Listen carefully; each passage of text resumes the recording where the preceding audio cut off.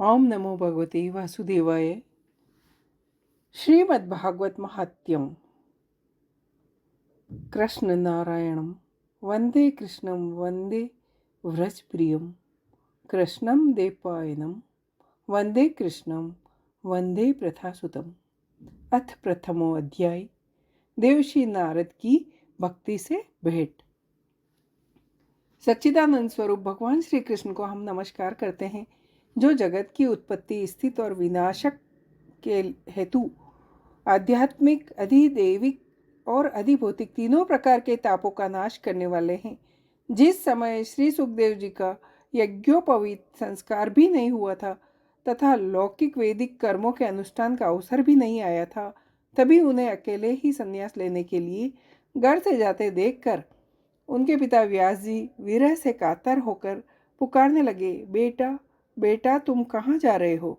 उस समय वृक्षों ने तन्मय होने के कारण श्री सुखदेव जी की ओर से उत्तर दिया, ऐसे सर्वभूत हृदय स्वरूप श्री सुखदेव मुनि को मैं नमस्कार करता हूँ। एक बार भगवत कथा अमृत का रस स्वादन करने में कुशल मुनिवर सौनक जी ने नैमिष्यारण्य क्षेत्र में विराजमान महामती सूत जी को नमस्कार करके उनसे पूछा। सौनक जी बोले, सूत जी, आपका ज्ञान अज्ञान अंधकार को नष्ट करने के लिए करोड़ों सूर्यों के समान है। आप हमारे कानों के लिए रसायन अमृत स्वरूप सार गर्भित कथा कहिए। भक्ति, ज्ञान और वैराग्य से प्राप्त होने वाले महान विवेक की बुद्धि किस प्रकार होती है तथा वैष्णव लोग किस तरह इस माया मोह से अपना पीछा छुड़ाते हैं। इस घोर कली काल में जीव प्राय असुरी स्वभाव के हो गए हैं। विविध कलेशों से आक्रांत इन जीवों को शुद्ध देवी संपन्न बनाने का सर्वश्रेष्ठ उपाय क्या है। सूत जी, आप हमें ऐसा शाश्वत साधन बतलाइए जो सबसे अधिक कल्याणकारी तथा पवित्र करने वालों में भी पवित्र हो तथा जो भगवान श्री कृष्ण की प्राप्ति करा दे।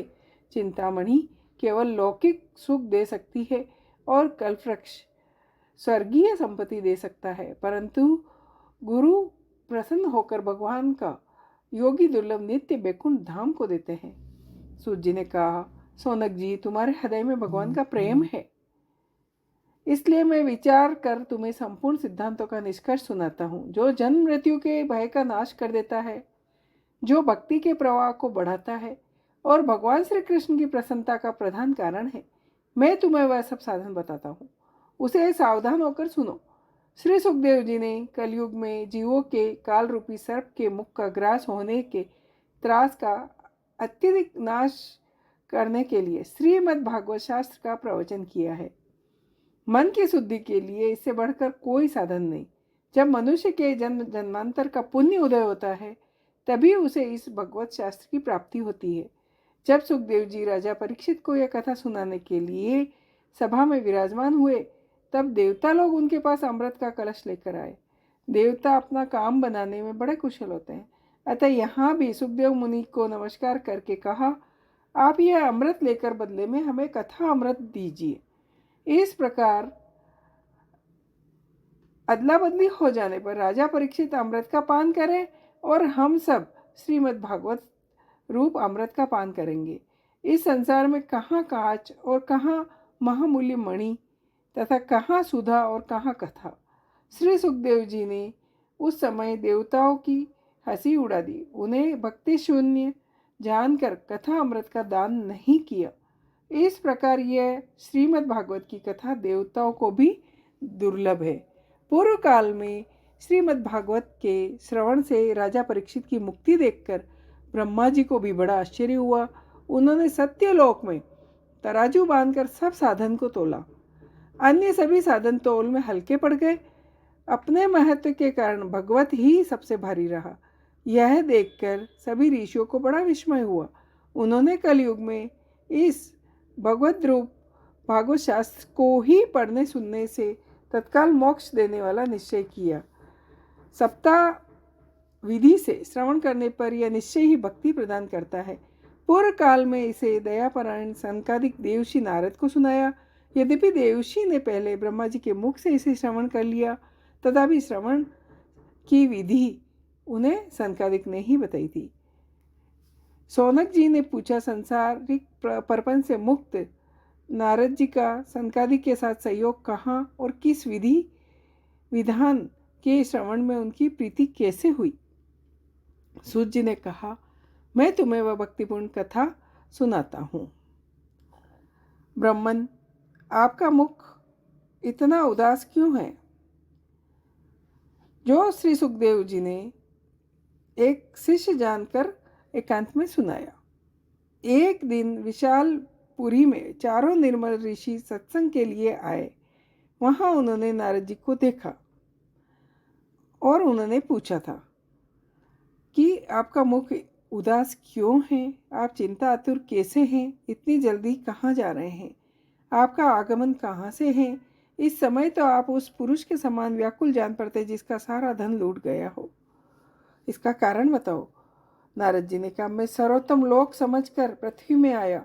यहाँ पुष्कर, प्रयाग, काशी, गोदावरी, नासिक, हरिद्वार, कुरुक्षेत्र, श्रीरंग और सेतुवन आदि कई तीर्थों में इधर उधर विचरता रहा, किंतु मुझे कहीं भी मन को संतोष देने वाली शांति नहीं मिली। इस समय अधर्म के सहायक कलयुग ने सारी पृथ्वी को पीड़ित कर रखा है। अब यहाँ सत्य, तप, सोच, दया, दान आदि कुछ नहीं है। जीव केवल अपने पेट पालने में लगे हुए हैं। वे असत्यभाषी, आलसी, मंदबुद्धि, भाग्यहीन हो गए हैं, पाखंडी हो गए हैं, देखने में विरक्त हैं, सारे सलाहकार बने हुए हैं। लोभ से लोग कन्या विक्रय करते हैं और स्त्री पुरुषों में कलह मचा रहता है।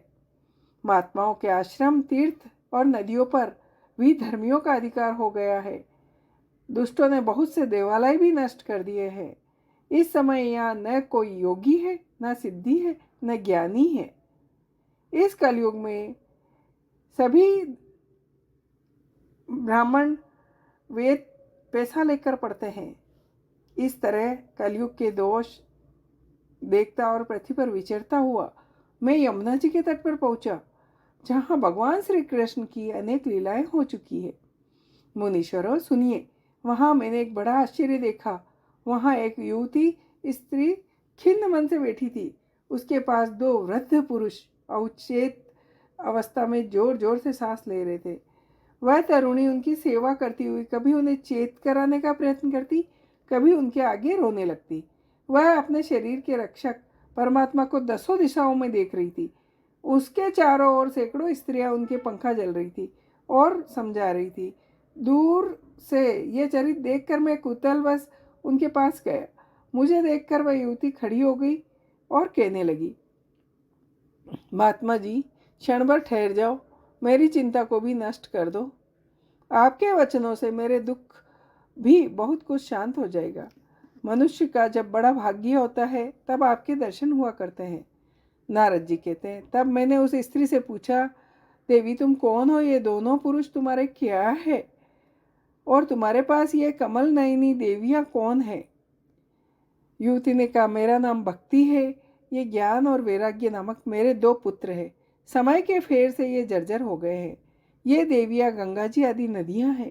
ये सब मेरी सेवा करने के लिए आई है। इस प्रकार साक्षात देवियों द्वारा सेवित होने पर भी मुझे सुख शांति नहीं है। तपोधन, अब ध्यान देकर मेरा वृतांत सुनिए।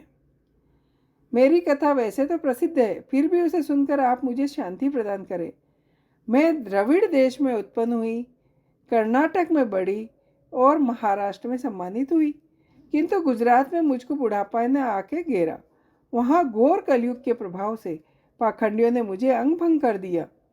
चिरकाल तक यह अवस्था रहने के कारण मैं अपने पुत्रों के साथ दुर्बल और निस्तेज हो गई।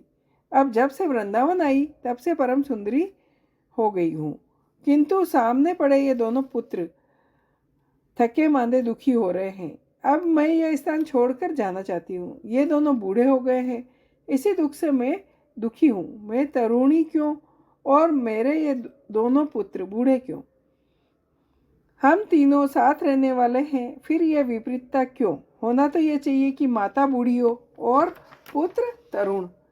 इसी से आश्चर्यचकित चित्त से अपनी इस अवस्था पर शोक करती हूँ। आप परम बुद्धिमान हैं, इसका क्या कारण हो सकता है बताइए? नारद जी ने कहा, साध्वी, मैं अपने हृदय में ज्ञान दृष्टि से तुम्हारे संपूर्ण दुख का कारण देखता हूँ। सूत जी कहते हैं, नारद जी ने एक क्षण में इसका कारण जानकर कहा, देवी सावधान होकर सुनो, ये दारुण कलयुग है। इसी से इस समय सदाचार, योग मार्ग और तप आदि सब लुप्त हो गए हैं। लोग सठता और दुष्कर्म में लगकर अगासुर बन रहे हैं। संसार में जहाँ देखो वहाँ सत्पुरुष दुख से म्लान है और दुष्ट सुखी हो रहे हैं। इस समय जिस बुद्धिमान पुरुष का धैर्य बना रहे वही बड़ा ज्ञानी या पंडित है। पृथ्वी क्रमशः प्रतिवर्ष शेष जी के लिए भार रूप होती जा रही है। अब यह छूने योग्य तो क्या देखने योग्य भी नहीं रह गया। अब किसी को पुत्रों के साथ तुम्हारा दर्शन भी नहीं होता। विषय अनुराग के कारण अंधे बने जीवों से उपेक्षित होकर तुम जर्जर हो रही हो। वृंदावन के सहयोग से तुम फिर नवीन हो गई हो। यह वृंदावन धाम धन्य है जहाँ भक्ति सर्वत्र नृत्य कर रही है। परंतु इन दोनों पुत्रों का यहाँ कोई ग्राहक नहीं, इसलिए इनका बुढ़ापा नहीं छूट रहा है या इनको कुछ आत्मसुख की प्राप्ति नहीं होने के कारण ये सोते से जान पड़ते हैं। भक्ति ने कहा, राजा परीक्षित ने इस पापी कलयुग को क्यों रहने दिया। इसके आते ही सब वस्तुओं का सार न जाने कहाँ चला गया। करुणामय श्री हरि से भी यह अधर्म कैसे देखा जाता है। नारद जी ने कहा, सुनो, जिस दिन भगवान श्री कृष्ण इस भूलोक को छोड़कर अपने परम धाम को पधारे, उस दिन से यहाँ संपूर्ण साधनों में बाधा डालने वाला कलयुग आ गया। दिग्विजय के समय राजा परीक्षित की दृष्टि पड़ने पर कलयुग दीन के समान उनकी शरण में आए। भ्रमर के समान सारग्रही राजा ने निश्चय किया, इसका वध मुझे नहीं करना चाहिए, क्योंकि जो फल तपस्या, योग और समाधि से भी नहीं मिलता, कलयुग में वही फल श्री हरि कीर्तन से ही भली भांति मिल जाता है। इस प्रकार सारहीन होने पर भी उसे इस एक दृष्टि से सारयुक्त देखकर कलयुग में उत्पन्न होने वाले जीवों के सुख के लिए इसे रहने दिया। इस समय लोगों के कुकर्म में प्रवृत्त होने के कारण सभी वस्तुओं का सार निकल गया और पृथ्वी के सारे पदार्थ बीजहीन भूसी के समान हो गए। ब्राह्मण केवल अन्न धन आदि लोभवश घर घर एवं जन जन को भगवत कथा सुनाने लगे। तीर्थों में नाना प्रकार के घोर कर्म करने वाले नास्तिक रहने लगे, इसलिए तीर्थों का प्रभाव कम हो गया। जिनका चित्त निरंतर काम, क्रोध, लोभ आदि तृष्णा से तपता है, वे तपस्या का ढोंग करने लगे, इसलिए तप का सार निकल गया। मन पर काबू न होने के कारण, लोभ, दंभ और पाखंड का आश्रय लेने के कारण, शास्त्र का अभ्यास न करने से ध्यान योग का फल मिट गया। पंडितों की यह दशा है कि वह स्त्रियों के साथ रहने लगे, उसमें संतान पैदा करने की ही कुशलता है। मुक्ति के साधना में वह अकुशल हो गए। संप्रदाय अनुसार वैष्णवता कहीं भी देखने नहीं आती। इस प्रकार जगह जगह सभी वस्तुओं का सार लुप्त हो गया। यह तो इस युग का स्वभाव ही है, इसमें किसी का दोष नहीं। इसी से पुंडरीकाक्ष भगवान बहुत समीप रहते हुए भी सब सह रहे हैं।